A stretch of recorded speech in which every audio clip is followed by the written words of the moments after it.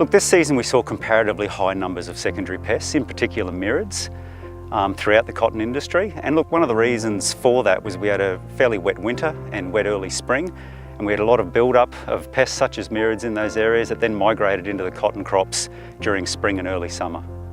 Look, the mirid threshold is somewhat dynamic in that it takes into account the number of mirids present in the crop per metre row, but as well as the damage that they might be causing to that crop. So in warmer areas it can be 1 to 2 mirids per metre row.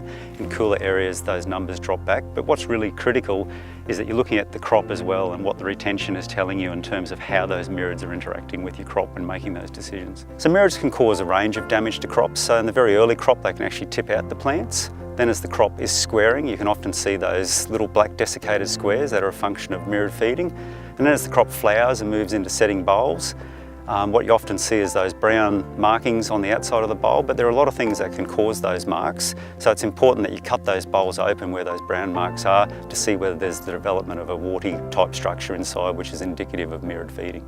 It's important to scout Bollgard 3 much the same way as conventional cotton was checked, because we have other pests that won't be controlled by the proteins in Bollgard 3, such as mirids, but also to make sure we're keeping on top of the thresholds for Helicobacter species too.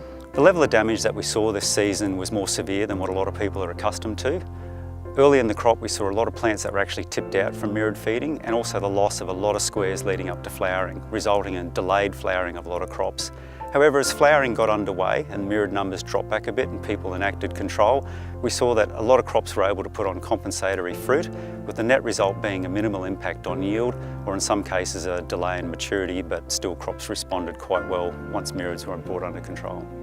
I am really excited. We do have a new Bt protein that is in the pipeline to control sucking pests, namely mirids and thrips, and we'll be starting a proof of concept trial this season or this winter in Kununurra. And if we do get that proof of concept, so if it does control mirids and thrips, we'll be rolling straight into regulatory trials this summer. So in preparation for next season, one of the key IPM tactics that growers can use is to ensure really good levels of farm hygiene.